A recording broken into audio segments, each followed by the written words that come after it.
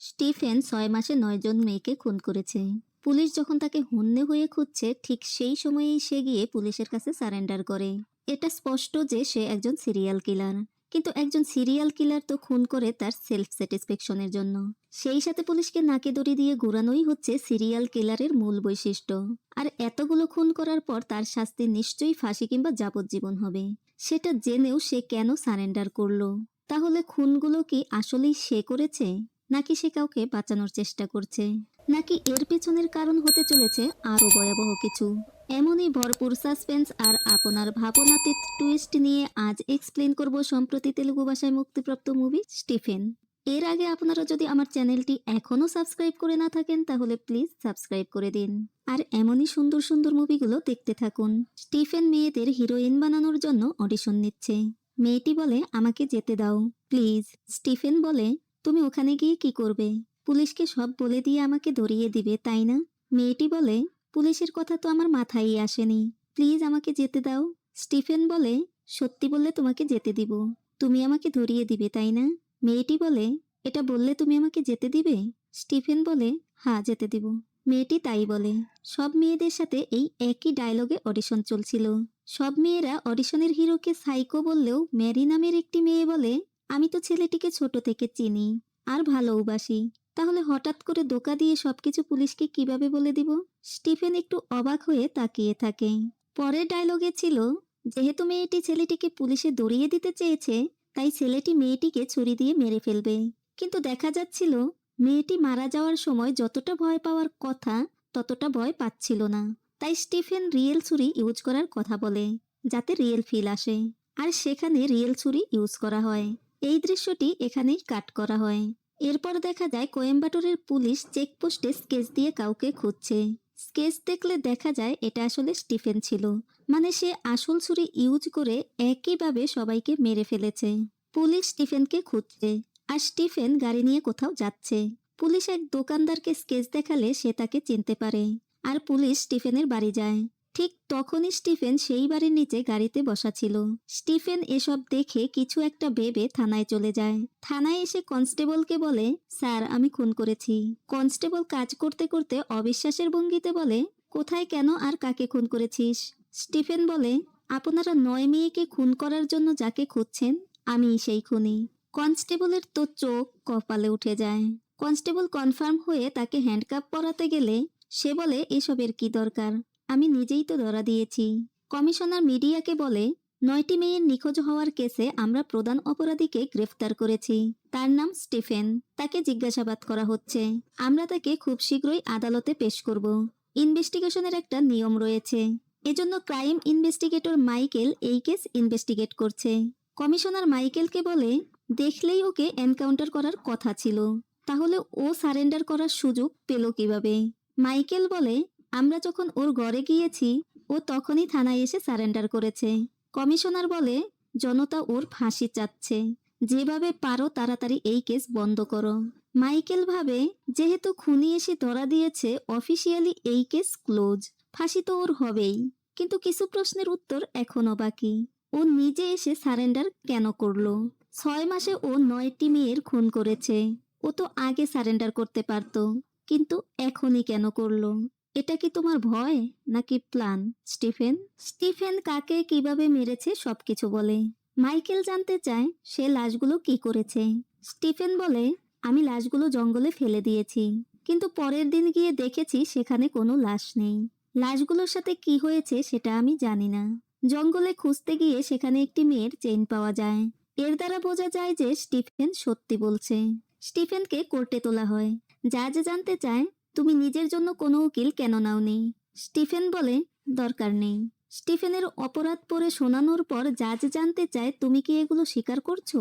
Stephen হ্যাঁ জানায়। জাজ মাইকেলকে বলে, 15 দিনের মধ্যে তদন্তের পুরো রিপোর্ট আদালতে পেশ করবে, এর মানসিক দিকটাও দেখবে। স্টিফেনকে নিয়ে যাওয়ার সময় একজন তার গায়ে পেট্রোল ছুঁড়ে মারে। স্টিফেন এর বোনকেও মেরে ফেলেছে। 2006 সাল। আমাদের ফ্ল্যাশব্যাকে নিয়ে যাওয়া হয়।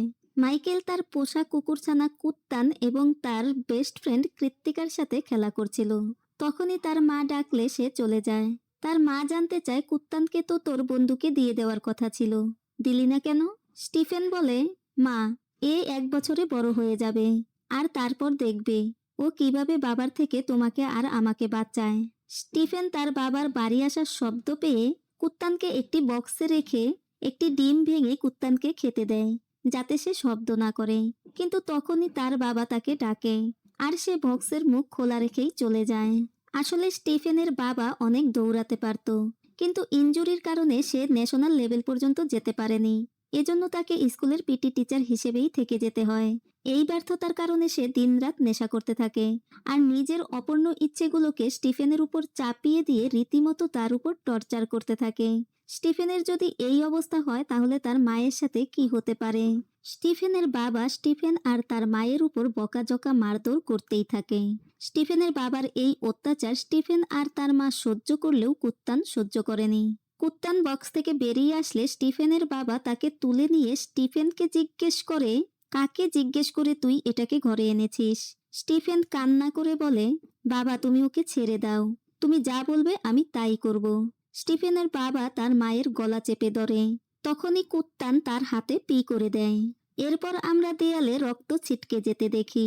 তার মানে স্টিফেনের বাবা কুত্তানকে মেরে ফেলেছে।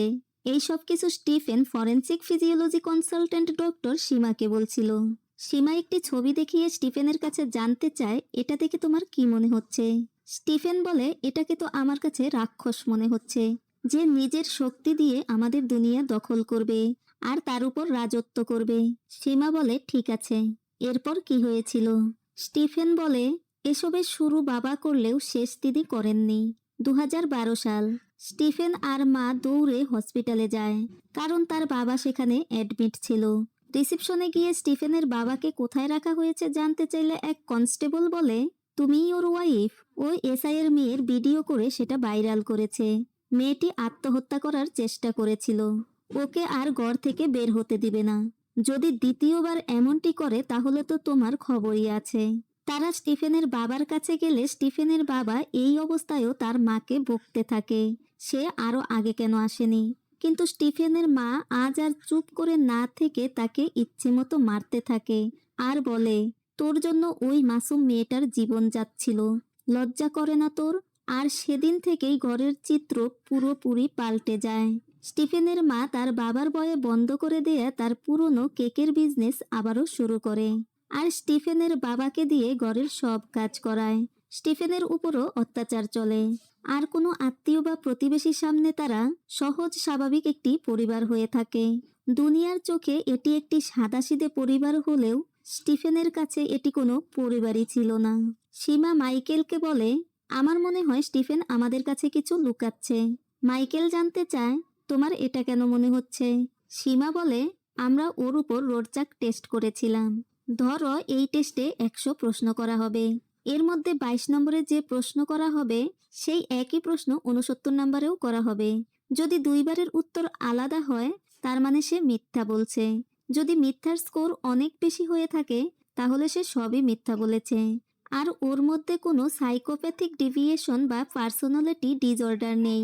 ওর উত্তরগুলো ভায়োলেন্স হলেও ওর বডি ল্যাঙ্গুয়েজ ঠিক ছিল, তাই তেমন কিছু বোঝা যাচ্ছে না। মাইকেল বলে, ও কি তোমাকে ওর বাবা মায়ের মৃত্যুর সম্পর্কে বলেছে? সীমা না বললে মাইকেল বলে, ওর বাবা ওর মাকে মেরেছে, এরপর সে নিজে আত্মহত্যা করেছে। মাইকেল স্টিফেনের প্রতিবেশীর কাছে জানতে চায় তার বাবা মা কেমন ছিল। একজন জানায় তার মা খুব ভালো মানুষ ছিল, কখনো কারো সাথে ঝগড়া করেনি। অন্য একজন বলে ওর বাবা একদমই ভালো মানুষ ছিল না, মদ খেত আর হাঙ্গামা করত। স্টিফেনের ব্যাপারে জানতে চাইলে একজন বলে স্টিফেন সবসময় ঘরেই থাকতো, খুব একটা বাইরে আসতো না, ও খুবই সাদাসিধে ছিল। স্টিফেনের এক বন্ধু মিথুন বলে, ও সবসময় একাই থাকতো, কিন্তু মাঝে মাঝে ও আমার সাথে কিছু শেয়ার করত। একদিন ও বলছিল ওর মা ওকে অনেক মারে। তখন মিথুন বলে, তুই মিথ্যে বলছিস, তোর মা সবচেয়ে ভালো মা, কত সুন্দর কেক বানিয়ে খাওয়ায়। তখনই স্টিফেনের মা এসে তাকে ডেকে বাইরে বের করে জিজ্ঞেস করে, তুই তোর বাবাকে কফি দিয়েছিলি? স্টিফেন হ্যাঁ বললে তার মা জানতে চায়, আর ট্যাবলেট? স্টিফেন জানায় সে ভুলে গিয়েছিল। আসলে স্টিফেনের মা তার বাবার কফির সাথে ক্ষতিকর কোনো ওষুধ মিশিয়ে খাওয়াতো। স্টিফেনের মা মিথুনকে ডেকে বাড়ি পাঠিয়ে দেয়, কিন্তু মিথুন ভিডিও গেমের সিডি ফেলে রেখে গিয়েছিল। সেটি নিতে আসলে সে দেখে স্টিফেনের মা স্টিফেনকে মারছে। তার মানে স্টিফেন সত্যি বলছিল। সবাই স্টিফেনকে এতটা ভালো বলছিল যে মাইকেল ভাবে এ কি আসলেই স্টিফেন। এরপর মাইকেল এসআই মূর্তির সাথে দেখা করে। স্টিফেনের বাবা একটি মেয়ের ভিডিও করে সেটা ভাইরাল করেছিল। এর জন্য যে কেস হয়েছিল সেটি এই এসআই মূর্তিই দেখেছিল। মূর্তি বলে আসলে স্টিফেনের বাবা স্টিফেনের মাকে মেরেছিল, তাই স্টিফেন নিজেই তার বাবাকে মেরে ফেলেছিল। কিন্তু আমি রিপোর্টে লিখেছিলাম স্টিফেনের বাবা তার মাকে মারার পর অপরাধবোধ থেকে আত্মহত্যা করেছে। আর এটা লিখেই আমি কেস ক্লোজ করেছিলাম, কারণ স্টিফেনের বাবা যে মেয়েটার ভিডিও ভাইরাল করেছিল সে আমারই মেয়ে ছিল। আর স্টিফেন আমার ছেলের মতো ছিল। ওকে অনেক অত্যাচার সহ্য করতে হয়েছিল, তাই ওকে বাঁচানোর জন্য আমি এটি করেছিলাম। মাইকেল কিছুটা রেগে বলে, এটা আপনি একদম ঠিক করেননি। যদি সেদিন আপনি এটা না করতেন তাহলে এই 9 জন মেয়েকে মরতে হতো না। পুলিশের রিপোর্টে বলা আছে স্টিফেন এর বাবা আত্মহত্যা করেছে, কিন্তু সত্যিটা হচ্ছে স্টিফেন তাকে খুন করেছে। এই কথাটা মাইকেলরা জানে, সেটা স্টিফেন জানে না। তাই অপশন এ, যদি স্টিফেন স্বীকার করে সে তার বাবাকে খুন করেছে তার মানে সে সত্যি বলছে, আর বাকি খুনগুলো সেই করেছে। অপশন বি, যদি সে তার বাবাকে খুন করার কথা অস্বীকার করে তার মানে সে সব মিথ্যে বলছে, হয়তো সে কাউকে বাঁচানোর চেষ্টা করছে অথবা আরো বড় কোনো প্ল্যান করছে। পরের দিন সীমা স্টিফেনের কাছে জানতে চায় নিউ ইয়ার 2021 সেই রাতে কি হয়েছিল।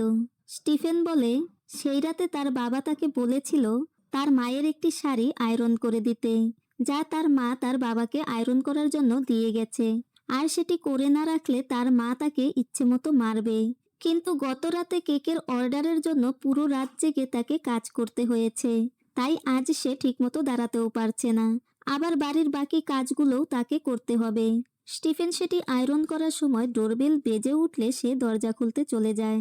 সে দরজা খুলে দেখে তার জয়নিং লেটার এসেছে, তাকে চেন্নাই যেতে হবে। সে খুশি হয়ে তার বাবাকে ডেকে এসব বলে। তখনই তার মনে পড়ে সে তো তার মায়ের শাড়ি আয়রন করা অবস্থায় রেখে এসেছে। তারা দৌড়ে সেখানে যায়, কিন্তু ততক্ষণে শাড়িটি পুড়ে গিয়েছিল। তার বাবা প্রচুর ভয় পায়, এবার আর তার রক্ষা নেই। স্টিফেন বলে তুমি ভয় পেও না, আমরা একই রকম একটা শাড়ি কিনে মা আসার আগেই জায়গা মতো রেখে দিব, তাহলেই সে কিছুই বুঝতে পারবে না। তার বাবা রাজি হয় না, কারণ সেই ঘটনার পর থেকে তার বাবার বাইরে যাওয়া নিষেধ ছিল, আর সে বাইরে গেলে সেটা যদি স্টিফেনের মা জানতে পারে তাহলে তাকে মেরেই ফেলবে। কিন্তু স্টিফেনের জোরাজুরিতে তারা বাইরে যায়। তারা দোকান থেকে একই রকম একটি শাড়ি কিনে, কিন্তু তারা শাড়ি কিনে বাড়ি না ফিরে লং ড্রাইভে যায়। যদিও স্টিফেনের বাবা বাড়ি ফিরতে চাইছিল, কিন্তু এত বছর পর বের হতে পেরে তার অনেক ভালোও লাগছিল। স্টিফেনের বাবা সিগারেট খায় আর বলে, তোর জব হয়েছে, কমসে কম তুই তো দূরে গিয়ে ভালো থাকতে পারবি। স্টিফেন বলে, শুধু আমি কেন, আমরা 3 জনই ভালো থাকবো। এরপর তারা ফিরে আসে, কিন্তু রাতে ঠিকই স্টিফেন তার বাবাকে মারার শব্দ শুনতে পায়। স্টিফেন ভয়ে ভয়ে সেখানে যায় আর বলে, মা এবার বন্ধ করো, আর কত মারবে। তার মা বলে, তুই এখানে কি করছিস বলে তাকেও মারতে শুরু করে। এরপর সে বলে, যখন আমি বাড়ি এলাম তখন গাড়ির টায়ার দেখলাম, এগুলো সোজা ছিল না, গাড়ি থেকে সিগারেটের গন্ধ আসছিল, আর সিগারেট শুধু এই খেতে পারে। এত বছর হয়ে গেল কিন্তু এ গাড়ি চালাতে পারে না, তার মানে তুই একে বাইরে নিয়ে গিয়েছিলি। বাবা ছেলে দুজনেই ক্ষমা চাইতে থাকে। স্টিফেনের মা বলে, আমি সংসারের জন্য এত কষ্ট করছি আর তোরা আমাকে ধোঁকা দিচ্ছিস। স্টিফেন, কাল থেকে তুই আমার সাথে কাজে যাবি। তখনই স্টিফেনের জয়নিং লেটারটি নিচে পড়া দেখে স্টিফেন তার বাবাকে সেটি লুকাতে বলে। স্টিফেনের বাবা সেটা স্টিফেনকে দেওয়ার সময় তার মা দেখে ফেলে। স্টিফেনের মা সেটি নিয়ে পড়ে আর বলে, তার মানে তোর এটার জন্যই এত সাহস বেড়েছে, তুই চেন্নাই গিয়ে ইনকাম করবি আর আমার উপরে হুকুম চালাবি। স্টিফেন বলে, মা এমন কিছুই না, আমি চেন্নাই গিয়ে কাজ করব আর তোমাদের সাহায্য করব, প্লিজ আমাকে চেন্নাই যেতে দাও, আমি আর এখানে থাকতে পারছি না, এভাবে এখানে থাকলে আমি পাগল হয়ে যাব। স্টিফেনের মা বলে, তুই যখন সব ঠিক করেই নিয়েছিস তো ঠিক আছে, বলে সে জয়নিং লেটারটি ছিঁড়ে ফেলে। এরপর বলে, এবার যা চেন্নাই। স্টিফেন রাগে দুঃখে কি করবে বুঝতে না পেরে তার মায়ের গলা টিপে ধরে। এরপর কিচেন থেকে ছুরি এনে একের পর এক আঘাত করতে করতে তাকে মেরে ফেলে। খুশিতে স্টিফেনের বাবা পাগলের মতো লাফাতে থাকে। এতদিন পর তার শান্তি মিলল। এরপর সে স্টিফেনকে বলে, তুই একদম ভয় পাবি না। এই খুন আমি করেছি, এটাই সবাইকে বলবি। আর তোর হয়ে আমি জেলে যাব। বলে সে নিজেই পুলিশকে ফোন করে। এরপর তার পি পেলেও সে ওয়াশরুমে যায় না। কারণ এর মধ্যে যদি পুলিশ মিডিয়া চলে আসে আর সে এখানে না থাকে, তাহলে তারা স্টিফেনকেই খুনি মনে করবে। এটা বলে সে স্টিফেনের মায়ের গায়েই পি করতে নেয়। আর এটা দেখে স্টিফেন তাকে আটকিয়ে তাকেও মেরে ফেলে। তখনই বাইরে নিউ ইয়ারের বাজি ফোটে, যেন সবাই স্টিফেনের সুখী জীবন শুরুর অভিনন্দন জানাচ্ছে। এসব শুনে সীমা তো ভয়ে একেবারে চুপসে যায়। এখানে স্টিফেন অপশন এ আর বি রেখে অপশন সিতে চলে আসে। কেননা স্টিফেন শুধু তার বাবাকে মারার কথা নয়, বরং তার মাকে মারার কথাও স্বীকার করেছে। আর তাদেরকে মারার পর 1 বছর সে চেন্নাই ছিল। সেখানে তার সাথে একটি মেয়েও ছিল। এটা সেখানকার সিকিউরিটি গার্ড বলেছে। আর সারেন্ডার করার আগের দিন সে সেন্ট মেরি চার্চে গিয়েছিল। এটা তার গাড়ির ট্র্যাকার থেকে জানা গেছে। সীমা বলে, আমি তোমাকে একটি ব্যান্ডের কথা বলেছিলাম, যা ওর এভিডেন্সগুলোর মধ্যে পাওয়া গেছে। সেই ব্যান্ডে এই চার্চের নাম লেখা ছিল। তারা সঙ্গে সঙ্গেই সেই চার্চে চলে যায়। চার্চের ফাদার বলে, আমরা যুবকদের মধ্যে ধর্মীয় বিশ্বাস বজায় রাখার জন্য বছরে একবার রিট্রিট মানে ধর্মীয় সভা করে থাকি। আর এবছর সেটা 2 মাস আগেই হয়ে গেছে। এই ব্যান্ডটা ওই আয়োজনেরই মনে হচ্ছে। মাইকেল বলে, ফাদার, রিট্রিটে আসা লোকদের লিস্ট পাওয়া যাবে? ফাদার বলে, ব্যান্ডের রং পুরুষ আর মহিলাদের আলাদা হয়। এটা কোনো মহিলার ব্যান্ড হবে। অর্থাৎ স্টিফেন সব হত্যা একা করেনি, তার সাথে কোনো মেয়েও আছে। এটা হয়তো চেন্নাইয়ে থাকা সেই মেয়েটিই হবে। ফাদারের দেয়া লিস্টে 158 জন মেয়ে রয়েছে।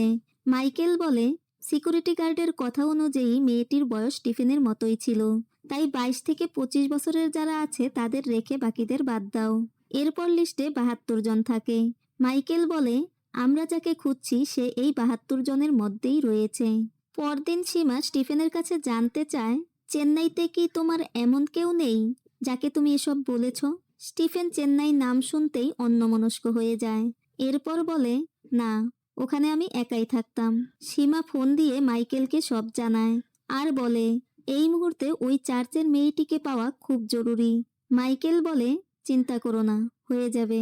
মাইকেল আবারও ফাদারের কাছে যায় আর তাকে রিকোয়েস্ট করে একটা মিথ্যে নাটক করে ওই 72 জনকে আবারও চার্চে আনার। বাইবেলে সেন্ট স্টিফেন নামে এক লোকের কথা বলা হয়েছে, যে যিশুর জন্য প্রাণ দেয়া প্রথম লোক। এখন ফাদারকে বলতে হবে সেন্ট স্টিফেন তার স্বপ্নে এসেছিল আর তাকে বলেছে এই 72 জনের মধ্যে কেউ একজন মিথ্যে বলেছে। আর তার উপর সেন্ট স্টিফেন নারাজ হয়েছেন। ফাদার রাজি হয়। সিস্টারদের লিস্ট অনুযায়ী 72 জন থেকে 14 জন সেখানে আসেনি। এখন এই 14 জনই মাইকেলদের টার্গেট, কারণ তারা মিথ্যা স্বপ্নের গল্পকে বিশ্বাস করে এখানে আসেনি। যদি এতে পাওয়া না যায় তাহলে পরে সবাইকে ইনভেস্টিগেট করা হবে। যারা এসেছে পুলিশেরা তাদেরও একটি লিস্ট করে। 14 জন মেয়েকেই জিজ্ঞাসাবাদ করা হয়। 14 জনের কেউই সেই মেয়ে নয় যাকে তারা খুঁজছিল। দেখা যায় পুলিশের লিস্টে মেরি জন নামের একজন নেই, যাকে নার্সরা এসেছে বলে টিক দিয়েছে। মাইকেল আর সীমা সেই সিস্টারের কাছে যাওয়ার জন্য বের হয়। তখনই একজন এসে বলে, মাইকেল সুইসাইড অ্যাটেম্প্ট করেছে। তাই সীমা স্টিফেনের কাছে যায় আর মাইকেল সিস্টারের কাছে। মাইকেল সিস্টারের কাছে গিয়ে জানতে চায়, মেরি জন নামের ওই মেয়ে আসেনি, তাহলে আপনি টিক কেন দিয়েছেন? সিস্টার বলে, ও তো এসেছিল, আসলে ও আমার সাথে ছিল। আর আপনার লোকেরা ভিতরে থাকা মেয়েদের লিস্ট করেছে, তাই হয়তো মিস করে গেছে। মাইকেল তার অ্যাড্রেস জানতে চাইলে সিস্টার বলে, ও এখন চার্চেই আছে। মাইকেল সেখানে যায় আর মেরিকে তুলে নেয়। মাইকেল জানতে চায়, এই ব্যান্ডটা কি তোমার? আর স্টিফেন তোমার কে হয়? মেরি বলে, ব্যান্ডটা তার, আর সে স্টিফেনের 10 নাম্বার শিকার ছিল। সীমা বলে, মানে কি? তাহলে তুমি বাঁচলে কিভাবে? মেরি বলে, ও আমাকে ঘরে ছাড়তে এসেছিল। মাইকেল মেরিকে হুমকি দিয়ে বলে, তুমি যদি আমাদের সত্যিটা না বলো তাহলে আমি খবরে ছড়িয়ে দেব যে তুমি স্টিফেনের গার্লফ্রেন্ড আর তার সব কাজের সঙ্গী। তখন মেরি বলে, সত্যি বলতে এটা আমার দ্বিতীয় জন্ম। আগে আমি একজন অ্যাক্টর ছিলাম, শর্ট ফিল্ম আর ওয়েব সিরিজে কাজ করতাম। সেই দিন আমি স্টিফেনের ওখানে অডিশন দিতে গিয়েছিলাম। আমার সাথে কথা বলতেই ও খুব ইমোশনাল হয়ে যায়। আমাদের ফ্ল্যাশব্যাকে দেখানো হয়। স্টিফেন বলে, তোমার ভালোবাসার উপর এত বিশ্বাস কি করে? মেরি বলে, ভালোবাসায় এত শক্তি থাকে যে আমরা যেখানেই ফেসে যাই না কেন এই ভালোবাসার টানে আমরা ঠিক ফিরে আসব। এরপর ম্যারি বলে, এটা তো নকল চাকু তাই না? স্টিফেন বলে, না, এটা আসল চাকু। আর এটা দিয়েই আমি 9 জনকে খুন করেছি। আর তুমি আমার 10 নাম্বার ভিকটিম। কিন্তু এখন আমি আর তোমাকে মারব না। আমি পুলিশের কাছে সারেন্ডার করব। এই বলে সে তাকে বাড়ি পৌঁছে দেয়। আর বলে, সারেন্ডার করার আগে সে শেষবারের মতো তাকে দেখতে চায়। ম্যারি জানায়, আগামীকাল সে তার মায়ের সাথে সেন্ট মেরি চার্চে যাবে। কথা অনুযায়ী পরের দিন স্টিফেন মেরিকে দেখতে সেই চার্চে যায়। কিন্তু স্টিফেন তার সাথে কোনো কথা বলেনি, শুধু দূর থেকে দেখেছে। আর ম্যারিও দ্বিতীয় জীবন পেয়ে অভিনয় ছেড়ে দিয়ে ধার্মিক হয়ে গেছে। তখনই ইন্সপেক্টর রাজু এসে বলে, আমরা চেন্নাই সিকিউরিটি গার্ডকে ম্যারির ছবি দেখিয়েছিলাম, কিন্তু সে বলেছে ম্যারি সেই মেয়ে নয় যার সাথে স্টিফেন চেন্নাইতে ছিল। আর সেদিন স্টিফেন সুইসাইড অ্যাটেম্প্ট করেনি, বরং তার কফিতে কেউ বিষ মিশিয়ে দিয়েছিল। হয়তো কোনো ভিকটিমের পরিবারের লোকেরাই এটা করে থাকবে। ম্যারি চলে যাওয়ার সময় সীমা জানতে চায়, ম্যারি, ওই অডিশনের সিনটা কি ছিল? ম্যারি বলে, এক লোকের গল্প ছিল যে অনেকগুলো খুন করেছিল, তারই কোনো লাভ সিন ছিল। সীমা বলে, লাভ সিন মানে স্টিফেনের কোনো মেয়ের সাথে প্রেম ছিল? ম্যারি বলে, হ্যাঁ, মেয়েটিও ওকে ভালোবাসতো, সে আমাকে এটাই বলেছিল। সীমা বলে, তুমি কি তার নাম বলতে পারবে? ম্যারি মনে করে বলে, তার নাম কৃত্তিকা। এরপর সীমা স্টিফেনের কাছে কৃত্তিকার ব্যাপারে জানতে চাইলে স্টিফেন কিছুই না বলে চুপ করে থাকে। তখনই মাইকেল ম্যারিকে নিয়ে আসে আর স্টিফেন বলতে শুরু করে, কৃত্তিকা ছিল সেই মেয়েটি যার সাথে স্টিফেন ছোটবেলায় খেলা করছিল। এরপর চেন্নাইতে আসলে কৃত্তিকার সাথে তার আবারও দেখা হয়। তারা দুজন দুজনকে ভালোবাসে আর বিয়েও করে নেয়। সে কৃত্তিকার সাথে নতুন জীবন শুরু করে। কিন্তু ততদিনে অনেক দেরি হয়ে গিয়েছিল, কারণ ততদিনে তার মানসিক সমস্যার শুরু হয়ে গিয়েছিল। নতুন ঘরে একদিন স্টিফেন তার বাবা মায়ের ছবি টাঙায়। তখন সে শুনতে পায় তার বাবা তাকে বলছে তার ছবি কেন তার মায়ের ছবি থেকে 1 সেন্টিমিটার নিচে রাখা হয়েছে। স্টিফেন সেটা তুলে দিতে গেলে তার মা বলে ও নিচেই থাকবে। এটা নিয়ে তারা ঝগড়া শুরু করে দেয়। আর স্টিফেন যেন পাগল প্রায় হয়ে যায়। সেই রাতে স্টিফেন কৃত্তিকাকে বলে, আমি তোকে মিথ্যে বলেছি। কৃত্তিকা রেগে বলে, কতবার বলেছি তুই আমাকে কোনো মিথ্যা বলবি না? এরপর জানতে চায়, কি মিথ্যে বলেছিস? স্টিফেন বলে, পুলিশের রিপোর্টে মিথ্যে আছে, বাবা মাকে আমিই খুন করেছি। এরপর বলে, তুই আমাকে ছেড়ে যাবি না তো? একটু পরেই আবার বলে, আমি তোকে মিথ্যে বলেছি, আমি বাবা মাকে মারিনি। সামনের দিকে দেখিয়ে বলে, ও মেরেছে বাবা মাকে। আসলে সামনে তারই ছবি ছিল। কৃত্তিকা বুঝতে পারে তার স্টিফেন আর সুস্থ নেই। কৃত্তিকা স্টিফেনের মাথায় হাত বুলিয়ে ঘুমাতে বলে, কিন্তু স্টিফেনের মনে হতে থাকে সে কেন এটা বলল। এখন তো কৃত্তিকা তাকে পুলিশে ধরিয়ে দিবে। স্টিফেন তাকে অফিস থেকে 7 দিনের ছুটি নিতে বলে। কৃত্তিকা ছুটি নেয়। ছুটি শেষে কৃত্তিকা অফিসে যাওয়ার সময় স্টিফেন তাকে ফলো করে। দিনভর অফিসের সামনে বসে থাকে, কেননা তার মনে হয় হয়তো কৃত্তিকা কখনো না কখনো পুলিশকে বলেই দিবে। সে একা একা কথা বলে। একদিন স্টিফেন ফ্লোরে শুয়েছিল। কৃত্তিকা বলে, আমি জানি না তোকে কিভাবে ভরসা দিব, কিন্তু আমার আর সহ্য হচ্ছে না, আমাদের ডাক্তারের কাছে যাওয়া উচিত। স্টিফেনের মনে হয় কৃত্তিকা তাকে পাগল বলার চেষ্টা করছে। এটা তার কৃত্তিকা হতেই পারে না, বরং কৃত্তিকা নিজেই পাগল হয়ে গেছে। তাই স্টিফেনেরই উচিত তাকে ডাক্তার দেখানো। তারা ডাক্তারের কাছে যায়। স্টিফেন বলে, আমি ঠিক আছি, ডাক্তার দেখাতে হবে না। কৃত্তিকা বলে, বাবা মাকে মেরে ফেলা কোনো নর্মাল কাজ নয়। স্টিফেন বলে, তার মানে কি আমি পাগল? তুই আমাকে ভয় পাচ্ছিস? ঠিক আছে, আমি সারেন্ডার করে দিব। কৃত্তিকা বলে, আমি এমনটা বলিনি, তুই সারেন্ডার করলে আমার কি হবে? কিন্তু স্টিফেন তার কোনো কথা না শুনে সেখান থেকে চলে যায়। আর কৃত্তিকা সেখানেই বসে কান্না করতে থাকে। কিন্তু স্টিফেন সারেন্ডার না করে বাড়ি ফিরে আসে। আর কৃত্তিকা বাড়ি ফিরে আসলে দুজন দুজনকে জড়িয়ে ধরে কান্না করতে থাকে। আর স্টিফেন বলে, দেখে নিস, সব ঠিক হয়ে যাবে। এরপর একদিন কৃত্তিকা স্টিফেনকে বলে, আমি খুব অসুস্থ, আমি কয়েকদিনের জন্য দাদির কাছে যেতে চাই। স্টিফেন বলে, মিথ্যে কথা, তুই তো আসলে পুলিশের কাছে যেতে চাস সবকিছু বলার জন্য। কৃত্তিকা বসে অসহায়ের মতো বলে, আমি এসব কিছুই করব না জানু। সাইকো স্টিফেন বলে, এই জানু জানু বলে আমাকে টুপি পরাতে আসবি না। আমি জানি এই সব কিছু তোর অভিনয়। তার চেয়ে সত্যিটা বল, তাহলে আমি তোকে যেতে দিব। বল, তুই পুলিশের কাছে যাবি আমাকে ধরিয়ে দেওয়ার জন্য? কৃত্তিকা বলে, এটা বললে তুই আমাকে যেতে দিবি? স্টিফেন বলে, হ্যাঁ দিব। কৃত্তিকা বলে, ঠিক আছে, তুই যেটা বলছিস সেটাই ঠিক। আমি পুলিশের কাছে যাব তোকে ধরিয়ে দেওয়ার জন্য। এবার আমাকে যেতে দে। স্টিফেনের তখন মনে হয় পুলিশ তখনই তাকে ধরতে আসছে। আর সে বলে, আমি তোকে বিশ্বাস করেছিলাম, আর তুই আমাকে ধোঁকা দিলি। বলে সে কৃত্তিকাকে মেরে ফেলে। এরপর কৃত্তিকার সাথে কাটানো সময়ের কথা মনে করে কান্না করে, আর তার লাশের পাশেই শুয়ে থাকে। স্টিফেন বলে, পৃথিবীতে একমাত্র ওই আমাকে ভালোবেসেছিল, আর আমি নিজ হাতে ওকে খুন করলাম। এরপর কৃত্তিকার ভালোবাসা ফিরে পাওয়ার জন্য আমি 9টি মেয়ের প্রাণ নিলাম। আর তারপর হঠাৎ একদিন ম্যারি আমাকে সত্যিকারের ভালোবাসার মানে বোঝালো।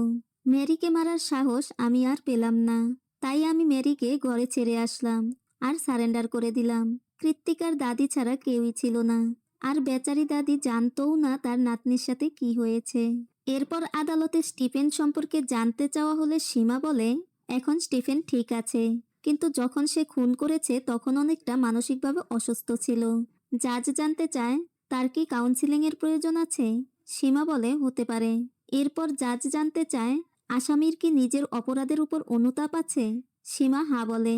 এরপর জাজ কাউন্সিলিং রিপোর্ট এবং ইনভেস্টিগেশন এর উপর ভিত্তি করে রায় দেয়। যেহেতু খুনগুলো করার সময় স্টিফেনের মানসিক অবস্থা ঠিক ছিল না, আর এখন সে এই কাজের জন্য অনুতপ্ত, আর আদালত কোনো প্রতিশোধের জায়গা নয়। তাই স্টিফেনকে ডাবল যাবজ্জীবন অর্থাৎ 28 বছরের কারাদণ্ড দেয়া হয়। আর তার মানসিক অবস্থা সম্পূর্ণ ঠিক করে সঠিক পথে আনার জন্য যা যা ব্যবস্থা নেওয়া দরকার তা নেওয়ার নির্দেশ দেওয়া হয়। যাওয়ার সময় স্টিফেন সীমার দিকে তাকায়। স্টিফেনকে নিয়ে যাওয়ার সময় লোকেরা তাকে পাথর মারতে থাকে। এরপর দেখানো হয় স্টিফেন যাদের মেরেছে তাদের সকলেই স্টিফেনের সামনে বসে আছে। স্টিফেনের মা বলে, তোর বাবা নয়, বরং কুত্তানকে তুই মেরেছিলি তাই না? স্টিফেন বলে, হ্যাঁ, মারতে ইচ্ছে হয়েছিল তাই মেরে দিয়েছি। তার বাবা বলে, আমি জীবনে দুটো ভুল করেছি। এক, নামকরা খেলোয়াড় হতে পারিনি তাই মদ খেতে লাগলাম, আর 2, তোকে অন্ধের মতো ভালোবাসলাম। তার মা বলে, মেয়েদের ড্রেসিং রুমে ক্যামেরা তুই রেখেছিলি তাই না? স্টিফেন বলে, হ্যাঁ, আমিই রেখেছিলাম। তবে দুঃখজনক ব্যাপার হলো আমার দোষটা বাবা তার কাঁধে তুলে নিয়েছিল। কিন্তু বড় হওয়ার সাথে সাথে স্টিফেনের মেয়েদের ভালোবাসার বদলে তাদের মারতে বেশি মজা লাগে, তাই বিড়াল কুকুর রেখে সে মানুষ শিকার করতে থাকে। আর তার মা এটা জানতে পেরে যখন তাকে বাধা দেয় তখন সে তার মাকেও মেরে ফেলে। আর সেই দায় নিজের কাঁধে নেওয়ার জন্য সে তার বাবাকে বাধ্য করে পুলিশে ফোন করতে, আর ফোন করার পর সে তার বাবাকেও মেরে ফেলে। হয়তো সে পুলিশের কাছে মুখ খুলে দিতে পারে। তাই ওই 9 মেয়ে জানতে চায়, তাহলে আমাদের কেন মারলে? আমাদের কি দোষ ছিল? স্টিফেন উঠে তাদের কাছে গিয়ে বলে, যতক্ষণ না তোমাদের মারার কারণ বলে দিচ্ছি তোমাদের আত্মা শান্তি পাবে না তাই না? আসলে আমি কৃত্তিকাকে মাঝে মাঝে মিস করতাম, তখন তোমাদের অডিশনের জন্য ডাকতাম, তোমরা কৃত্তিকার মতো আচরণ করতে, তাই তোমাদের মেরে দিয়েছি। আর কৃত্তিকাকে মারার কারণ ছিল, যখন স্টিফেন তার বাবা মাকে মারার কথা বলেছিল কৃত্তিকা তাকে পুলিশের কাছে সারেন্ডার করতে বলেছিল সে তার জন্য অপেক্ষা করবে। এই রকম গল্প বলে স্টিফেন কতজনকে বোকা বানিয়েছে। তাহলে এখন সে কৃত্তিকাকে কিভাবে বিশ্বাস করবে? তাই সে কৃত্তিকাকেও মেরে ফেলে। স্টিফেনের মা বলে, তোর দেখাশোনা তো ঠিক মতোই করা হয়েছিল, তাহলে তুই এমন হলি কিভাবে? স্টিফেন বলে, কি দেখাশোনা করেছ?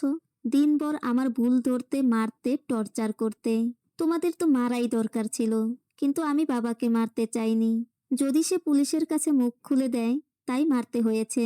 তার মা বলে, কেউ না কেউ তো একদিন ঠিকই তোর সত্যিটা খুঁজে বের করবে, সেদিন কি করবি? স্টিফেন বলে, কে বের করবে? ওই সীমা নাকি মাইকেল?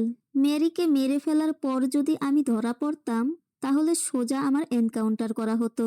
এজন্য আমাকে প্ল্যান বানাতে হয়েছে, পরীক্ষা দিতে হয়েছে, পাশ করতে হয়েছে, ওই সীমার ব্রেইন ওয়াশ করতে হয়েছে। তোমাদের মধ্যে কারো এতটা বুদ্ধি রয়েছে? তোমরা তো শুধু জানো কিভাবে মরতে হয়, কিন্তু কিভাবে বাঁচতে হয় সেটা তোমরা জানো না। কাকে কখন কিভাবে ধোঁকা দিতে হয়, কিভাবে বোকা বানাতে হয়, তাদের অনুভূতির সাথে কিভাবে খেলা করতে হয়, এই সব জিনিস জানা চাই। তবেই এই জালিম দুনিয়ায় টিকে থাকতে পারবে। স্টিফেনের বাবা বলে, জেলের জীবন এত সহজ নয়, তোকে 28 বছর সেখানে থাকতে হবে। স্টিফেন বলে, সে প্ল্যান আমার আগেই করা আছে। আমি এমন ব্যবহার করব যে 10 বছরের মধ্যে আমি জেল থেকে বেরিয়ে যাব। একটা প্রশ্ন থেকেই যায়, লাশগুলোর আসলে হলোটা কি? কয়েক সপ্তাহ আগের কথা, নিউজে বলছিল যে জঙ্গলে লাশগুলো ফেলা হয়েছে বলে স্টিফেন বলেছে, আসলে সেখানে কোনো লাশই পাওয়া যায়নি।